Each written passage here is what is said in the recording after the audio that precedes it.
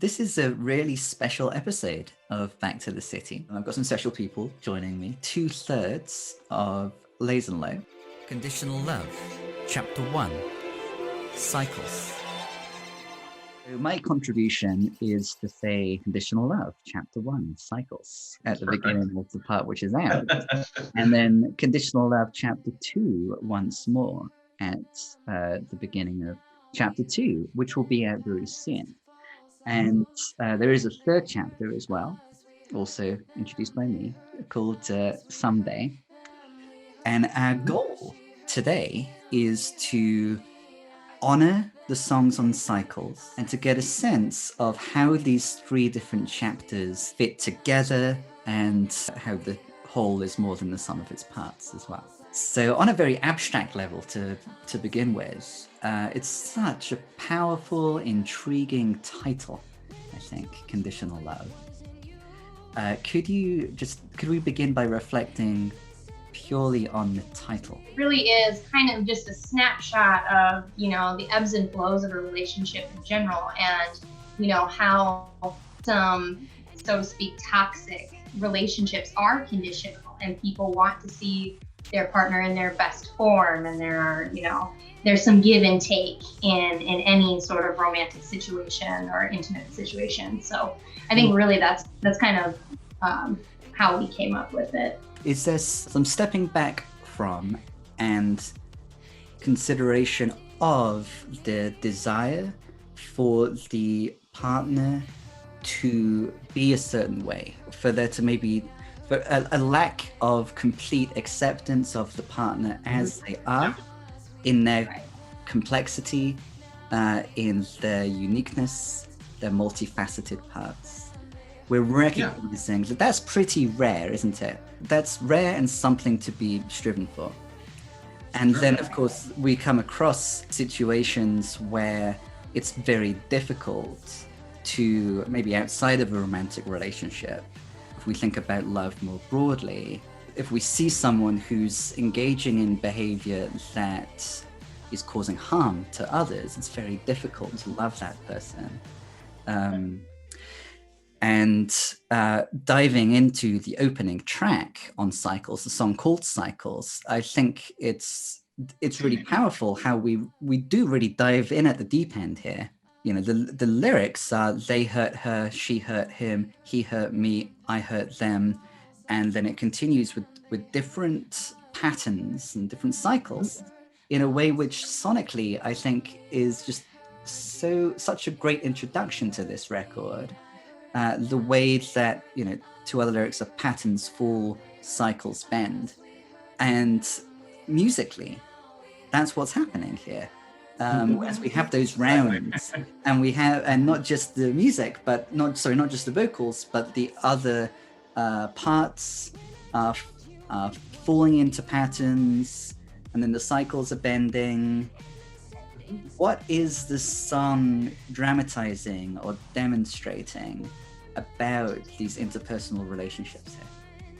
Sure, yeah. So this Cycles was done towards kind of the latter part of the recording, I guess, session or year or whatever, and it's kind of just started as trying to lay out the whole themes of the entire record, not just the initial Cycles. Is just kind of you go back and forth. It's cycles in that the specifically being hurt by somebody else makes you hurt somebody further, makes them to hurt somebody further. Hurt people. Right, so that kind of thing. But also the cycles of the record is saying, like, you kind of go from I love this person to I hate this person to I don't trust this person to I love this person again. It kind of goes all around, and it's basically kind of focusing on the never-ending cycle, for lack of a better term, of just how how relationships work like that, and we all weave together in different kind of ways, and everybody, what happened to you in the past affects your future, affects your present, and just things like that.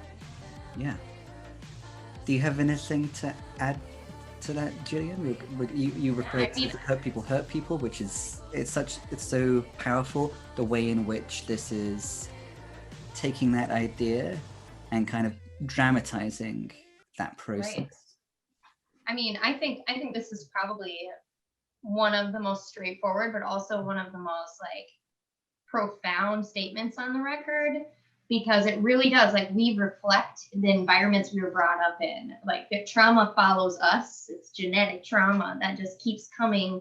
Like, your parents had, really poor relationships and modeled that behavior to you when you were young, you're probably going to follow that into the future.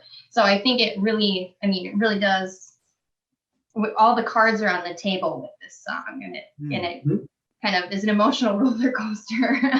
So I think that it's really representative of what the album stands for. Yep. And I think the breakdown as well with the we're all a weapon is just kind of a similar analogy, I guess, for we have the tools to hurt other people, so we're all a weapon that can be used to hurt people, and that's kind of where the themes are for that as well. Absolutely. So we have the idea that hurt people hurt people. We also have the idea that trauma that is not transformed is transmuted.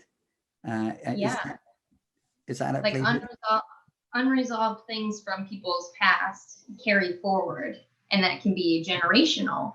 So I think that that cycle of, just like I had mentioned, hurt people, it continues unless it's dealt with. I'm very interested in the relationship between music and trauma, and on my desk here I have Peter Levine in An Unspoken Voice, and Bessel van der Kolk, The Body Keeps the Score, and lots of other books related to trauma. And the more I think about music and why I do Back to the City, and why I'm drawn to music, to create it, to analyze it, to honor it, it has to do with wholeness, integration, and specifically with the way in which music, with complex lyrics to think about, and obviously an emotional appeal and rhythm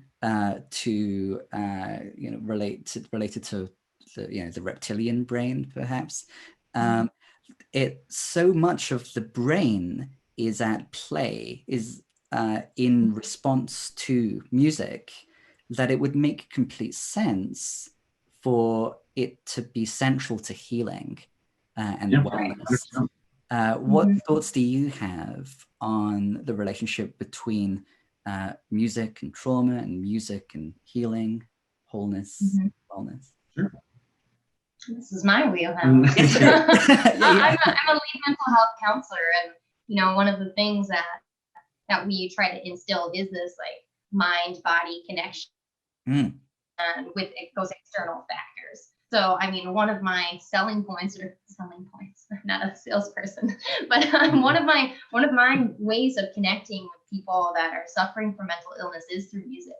And so I level it all out with them. We sit in the car and we listen to music and talk about different things. And I think that it's really a common ground for so many people. And it's such an important factor in being able to play it, being able to listen to it, and to connect with others about it. And connection is a huge part of the music community, as well as the well-being of those who suffer from mental illness.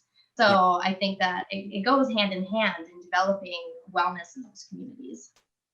I don't know anyone who doesn't like music. There are so many different forms of music as well, of course, that obviously some people will dislike a certain genre or a certain song, but the idea of disliking music just seems alien. I can imagine someone not reading books, but to dislike music, it's almost like a paradox to imagine a human being disliking music. So it's a starting point for connection. And I was kind of beginning to get at the idea, that been thinking about the different brain regions. It encourages wholeness, it encourages integration, even just neurobiologically. Neuroplasticity and absolutely. Yeah. So to what extent does the awareness of that you have inform the type of music that you create? Sure. Actually, to take it kind of one step further, I think music certainly is a language that everybody can relate and have the same experiences. But I really enjoy the fact that when somebody hears a certain type of song, I could pull something completely different out of it than somebody else. So somebody like I personally, when I'm feeling low, I like to listen to sad songs, and it actually makes me feel better. It doesn't make me wallow more. It makes me I pull different things than probably other people might want to put on something happy. And so I think there's a lot to play with that you can kind of convey. Like it's a lot of our stuff can be like kind of peppy and happy, but also have really dark subject matter, and then vice versa. It can be really dark in subject matter, but kind of playful in the tongue in cheek of the writing. And I think there's a lot of sonic, things that you can kind of mess with that, and I think it's really exciting for us. I think so. That makes me think of a less an unconditional or not very, or at least not very conditional love of oneself and of the human experience. Sure. Yeah. If we think about self-love, not allowing oneself to feel as one feels because, it doesn't match up with some kind of model of, how one is supposed to be.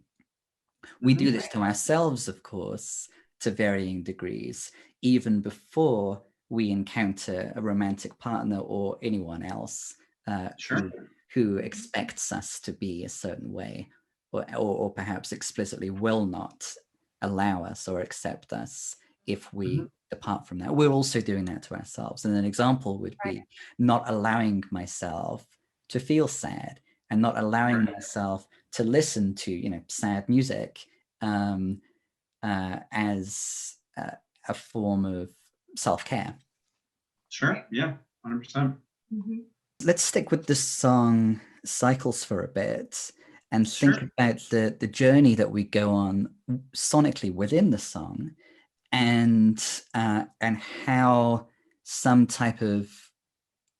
how that relates to the idea of integration and of a non-conditional love of the human experience. Sure.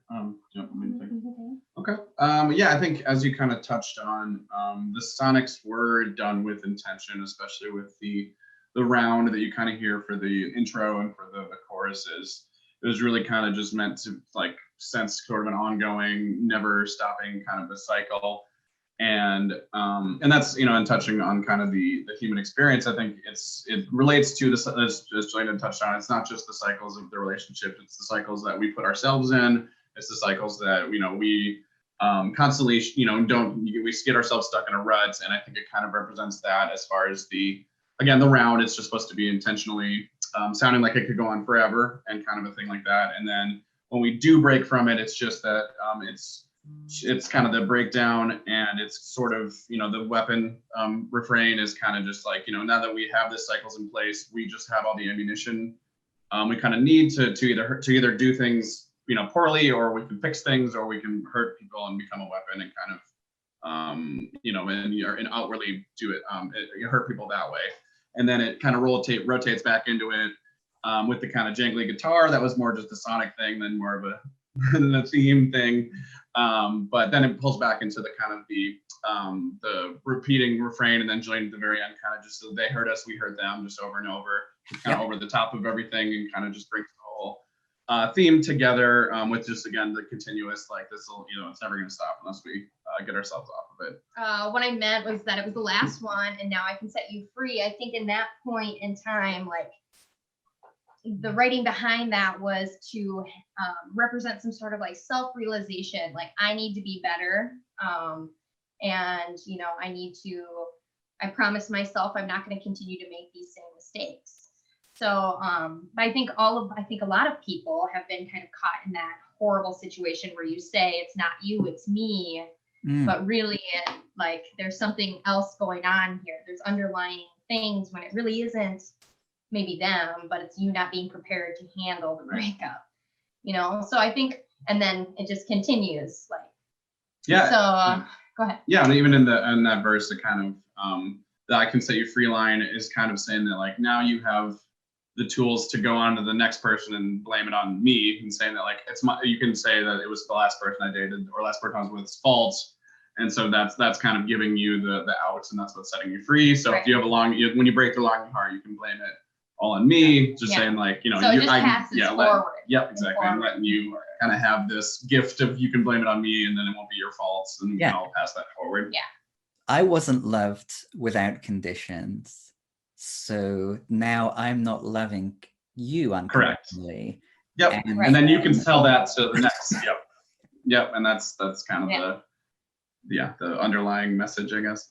To what extent does the record express and feed hope or share awareness of some ways in which these patterns can be transformed? Really, it's a pretty fairly cynical record. It's that way not reflective of our relationship. Yeah, no, it's very kind of and we'll probably get into that, but the first chapter is just kind of you're starting to be aware of the cracks essentially, and then as we move on, it just kind of moves down the line with the last couple songs as being like, I'm done, this is over, you're crazy or whatever kind of thing, and just really being, so it doesn't really offer a lot of hope. It's more of kind of a snapshot of kind of how the different stages, I guess, and kind of how you bounce back and forth. So that's kind of And dare I say, we've never actually talked about this, but now that it's come up, I would say we probably wrote this whole record because now we are in an unconditional happy relationship, whereas in the past, but I mean, like in the past, we've been cheated on, we've been hurt, we finally decided to find a person that could match us in the way we were ready to unconditionally love each other. So I mean, I would dare to say, subconsciously, this album was really written based on our own experiences and our readiness to leave those sort of behaviors and experiences in our past. I also tend to, just on a purely lyrical level, it's much easier to write things that aren't happening to you. I used to, when you become more of a songwriter, where I'd be like, oh, I have to experience this for it to be personal, or it has to be happening right now, so the emotions connect to other people. But you can have experiences from your past that aren't necessarily happening right now. And it's a little bit writing from sort of a kind of a, Jillian as a character, Mike as a character is much, I think, richer and much more, there's a lot more to do with that. So I think that's where a lot of this came from, is just kind of writing about heartbreak and sadness and that, and anger and those kind of emotions are a little more fun to write than like, I'm super in love with you and everything's roses. Those aren't, I don't really find those songs. Yeah, I don't find those songs that exciting, and I don't want to write really about that. And I just find it's just, the cheese factor is a million. So I think it's just, they're born out of that too. It's just kind of the characters, and usually the musical palette comes kind of first, and the musical palette that we usually have is a little on the darker side. Yeah. So I think we're having the darker kind of instrumentals, and then trying to say writing lovey-dovey love songs would be weird and wouldn't really fit. So a lot of that comes out spiraling out of what the music just kind of presents itself. Like, this song sounds like it's about this kind of, and this melody that we have kind of conveys itself to that. So it's not necessarily having intent right away. It just kind of all falls into place after doing a bunch of songs. Yes, it gets integrated, unconditionally accepted. Again, I feel like the music is kind of created as medicine, or kind of in response to what is seen, what has been experienced, these past experiences, and that's still kind of, in the blood, in the body, and it gets kind of put into the music. It makes complete sense that then we have lyrics and vocals that are reflecting on, mirroring back these aspects of the culture. And what an interesting kind of scenario that we then have, where as kind of a loving couple, you are able to create this music together. On one level, the music is just kind of emerging from your experience. On another level, it's kind of making an intervention, with its kind of transparency, culturally, with its transparency about the patterns. Sure. On an it's just so interesting, I think, to kind of step back from and think about what is this music doing in relation to those patterns, and from a place of, and to some extent, I feel like a lot of the breaking free from such patterns, the hard part is accepting that the patterns exist. Yeah. And then it's powerful and interesting, I think, that the music is so upfront about the existence of the patterns, and not going and not kind of trying to impose a happy ending, but kind of just being with what is. Right. And there is something hopeful and freeing about that. I like that. Yeah. Yeah. Yeah, I like that. Yeah. I guess I really, I like your point. I mean, it's all very, for the most part, very direct, and it doesn't beat around the bush as far as the problem in each of the songs. Yeah. So I think that, you can't fix something unless you know it's there. And I feel like the language that's used in this, and the identification of complex situations in language that people can understand and hear is like, it will hopefully spark some people and say, this I relate to. Like, right. I relate to this. Maybe I need to do something about it. Right. So I do think, out of context, if there are some kind of could be conceived as hopeful songs, they're kind of more loving and forlorn and longing, yeah. And in the context of the record, they're very cynical, because we know that it's part of this bouncing back and forth, right, between, I can't stand you, I love you, I miss you, I need you. And so, but if you take it out of context and hear just these songs by themselves, certain ones would be like, oh, that's just a sweet, gentle love song, or a gentle, like, I miss you kind of a song. And I think that's kind of fun for the record as well. Right. Yeah. A component of the song cycles that I think is really significant is that the cycle of lyrics relating to hurt culminates in, finally, they hurt us, we hurt them, they hurt us, we hurt. And that's just period, we hurt. And so to me, that's this kind of breaking of the cycle, where instead, and hurt, rather than being something that we do to someone else, I'm hurting this person, they're hurting me, then they go on to hurt someone else, we're all hurting one another. The fact that the cycle ends with we hurt, it's a collective, the thing that unites everyone is that we are hurting. Whether or not, and one response to that is to blame and shame, and finger point, I'm not to blame, it's your fault that I'm hurting. Right. Another possibility is to acknowledge is to empathize as a result of the universality of the hurting. To what extent does the dog is accepted and welcome as well, even the dog. So to what extent do any of these songs, are we oscillating between these two different possible ways of responding?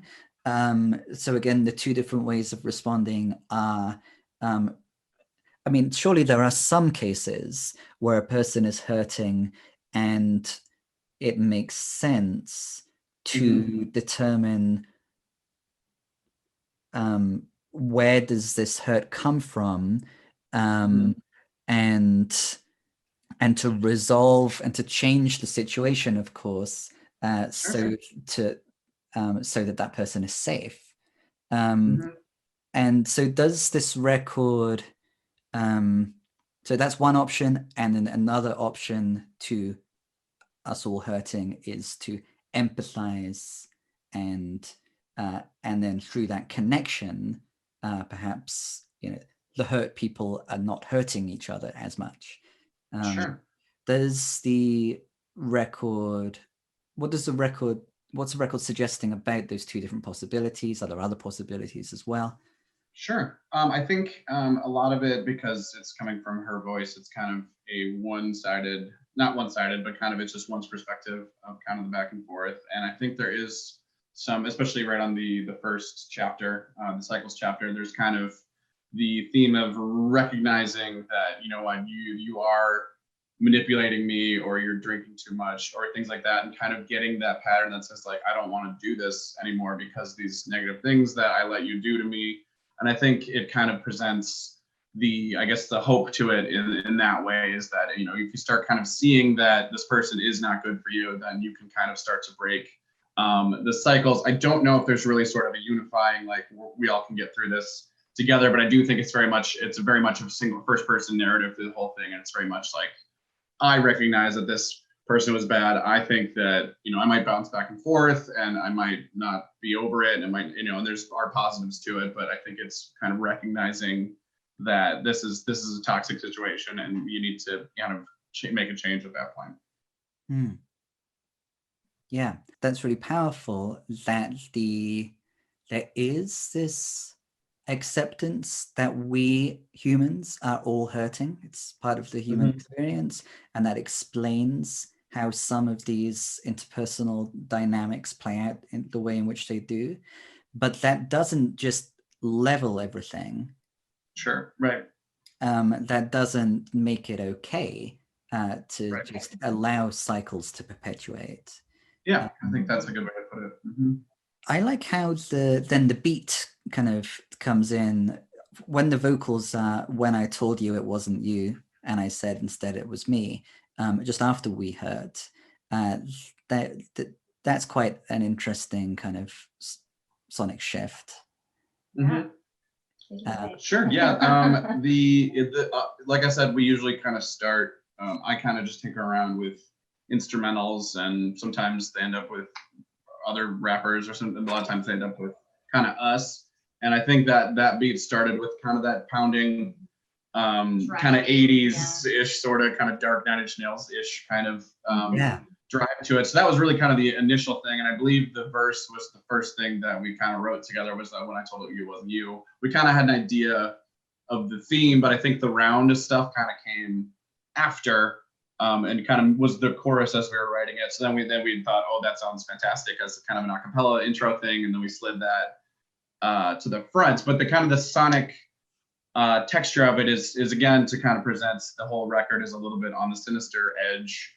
This isn't going to be a comforting record. It's going to kind of come in and probably going to make you feel some things that aren't really that great. And so kind of that round is kind of to almost trick you into kind of being like, oh, this is a pretty angelic song. And you know, my mom, she's like, I love that first part, but that second part, she's like, I was like, spooky. But it kind of industrial, like right. Well, it kind of brings you into the theme of like, oh, this is kind of like the cycles are, you know, nice, but now we're kind of in the point where like, you know, we're having this conversation. It's aggressive, it's angry, it's kind of sinister is like the word I like to use for this. But that's kind of what the music is supposed to represent at that point. Yeah, the kind of the dissonant components, or the unharmonious components, or that which it's not necessarily easy to live with or to look at. In both of these ways, sonically and in terms of the picture of human relationships that are presented, they are accepted, they're integrated into this whole. This is very meta. You're speaking with your narrator. Your narrator has a theory about the significance of the narrative. Yeah, I love it. You wrote it. You know way more than we do. Really fun. Okay, yeah. So thank you very much for including me on the record. Of course. And and I am really excited for chapter 3. Perfect. couple of months. Thank you so much. Thank you.